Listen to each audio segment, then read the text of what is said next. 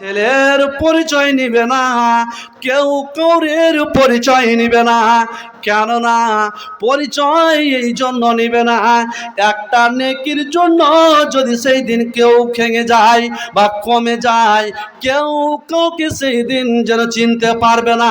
এমন ভয়াবহ অবস্থা হবে ভাই আমার, বন্ধু আমার, এমন ভয়াবহ অবস্থা, একটা নেকির জন্য জাহান্নামে চলে যাচ্ছে।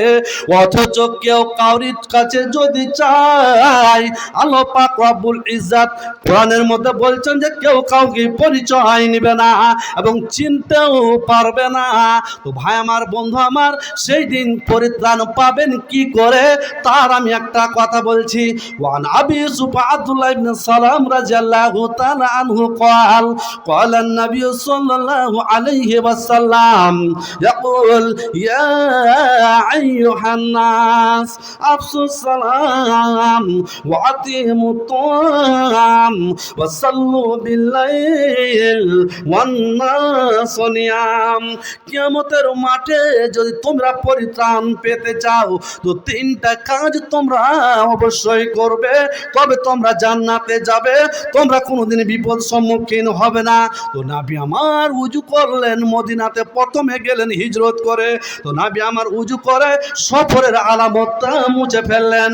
সর্বপ্রথম ভাষণ দিচ্ছে, তো নবী আমার বললেন, সমস্ত সাহাবায়ে কিরামকে ডেকে বললেন, ও আমার সাহাবায়ে কিরাম, ও মদিনাবাসী, তোমরা শুনে নাও।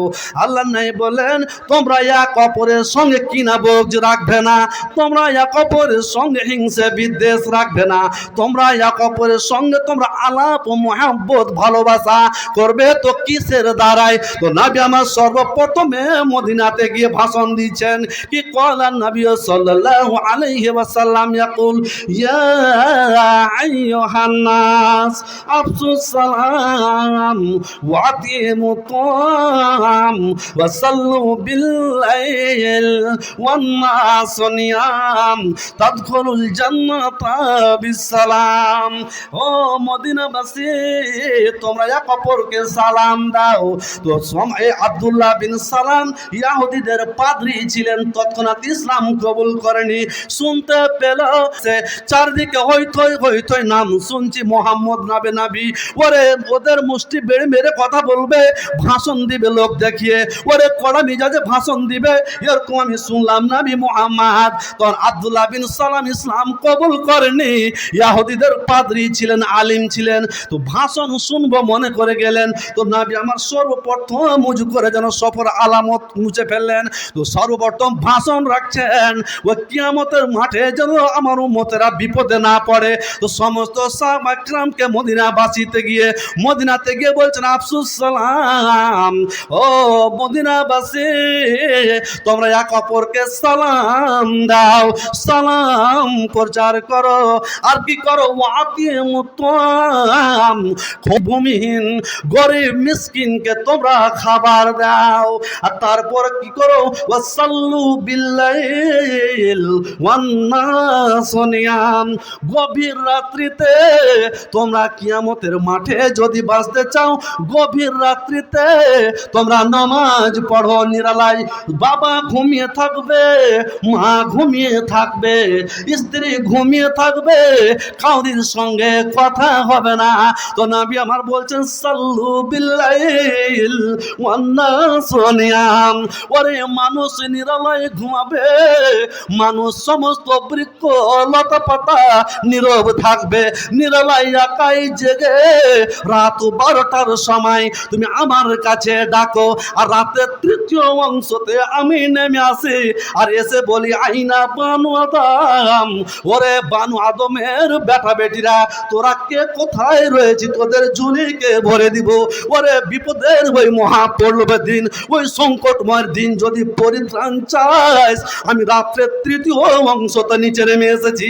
ওরে বানু আদমের বেটা বেটিরা, তোরা কে কোথায় রয়েছি, তোরা কে কি চাইছিস, তোদের ঝুলিকে ভরে দিব। এ হতভাগা মুসলমান, একবার কেউ চিন্তা করলাম না, কিয়ামতের মাঠ বলে আমাদের কোনো মনে হলো না। ফজরের আজান ভাই আমার ইমাম সাহেব আজান দেয়, আসসালাতু খায়রুম মিনান নাওম। ইমাম সাহেব জামাত চালু করে দিল, মুক্তাদি নাই। হতভাগা, তুমি কিয়ামতের মাঠে তুমি ওই জাহান্নাম থেকে পরিত্রাণ পাবে না। ওরে হতভাগা, তুমি মহা পড়বে দিন, সেদিন তুমি পরিত্রাণ পাবে না। আরে হতভাগা, সেই দিন তুমি সূচের পিছন দিক দিয়ে উঠ পার করতে পারবে না। যার জন্য তো নবী আমার হাদিসের মধ্যে বারবার বলছেন, তোমরা এই তিনটা কাজ করো। তো নবী আমার বললেন, সর্বপ্রথম আফসুস সালাম ওয়া আতিমুত তাআম ওয়া সাল্লু বিল-লাইল ওয়ান নাসু নিয়াম তাদখুলুল জান্নাতা বিস-সালাম। কিয়ামতের মাঠে অসুবিধা হবে না, তিনটা কাজ করো গভীর রাত্রিতে, তবে সেই দিন তোমার সূচের পিছন দিক দিয়ে উঠ পার করতে অসুবিধা হবে না। সেই দিন তুমি পুলসিরাতে আটকাবে না। রাত তৃতীয় অংশতে আমি এসে তোর ঝুলিকে ভরে দিব, আর বিচার মাঠে কাঠ গোড়াতে তুমি আমার সামনে পেশ করে দিবে, তুমি জান্নাত চলে যাবে। তো জান্নাত যাবি তো কেমন করে যাবি রে বান্দা? তো নবী আমার হাদিসের মধ্যে সেটাও বলে দিচ্ছেন, তাদখুলুল জান্নাতা বিস-সালাম। সালাম বলতে বলতে তুমি জান্নাতে চলে যাও। মায়ের আমার বোনেরা, আল্লাহ নাই বললেন যে সালামের কথাটা কেন বললাম আমি? মানুষ যখন জান্নাতে প্রবেশ করবে সর্বপ্রথম যেন সালাম দিবে, আর সর্বপ্রথম মুহুরের আসসালাম বলে আপনাকে আমাকে যেন ওয়েলকাম বলে স্বাগতম বলে আমাকে আপনাকে জড়িয়ে ধরবে। ভাই আমার, বন্ধু আমার, সর্বপ্রথমে জান্নাতে আপনাকে হুর দিবে সালাম, আর আপনিও দিবেন হুরকে সালাম। জান্নাত যার জন্য তো নবী আমার বলছেন, তাদখুলুল জান্নাতা বিস-সালাম। সালাম বলতে বলতে জান্নাতে চলে যাও। ভাই আমার, বন্ধু আমার, আমাদের ব্রেনে একবার আসলো না, কে কবার রাত্রে উঠে আমরা তাহাজ্জুদ পড়ে কিয়ামতের মাঠে ওই ভয়াবহ অবস্থায় পার পাবো, আল্লাহর আরশে আজিমের নিচে ছায়া পাবো না? না, পরিত্রাণ পাবো না। ভাই আমার, বন্ধু আমার, জান্নাতে সালাম দিয়ে প্রবেশ করবে, তার জন্য তো নবী আমার সালামের কথাটা হাদিসে বারবার বলছেন।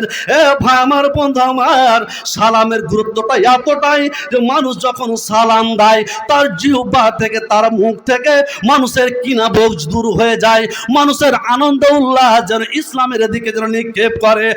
ভাই আমার, বন্ধু আমার, আমি যদি কাউরির কাছে অন্তর্দ্বন্দ্ব হয়ে মারা যায়, মুসলিম হিসাবে আমার অন্তর্দ্বন্দ্ব হয়ে মারা যাব না, কিয়ামতের মাঠে আমার মতন হতভাগা ইডিয়েট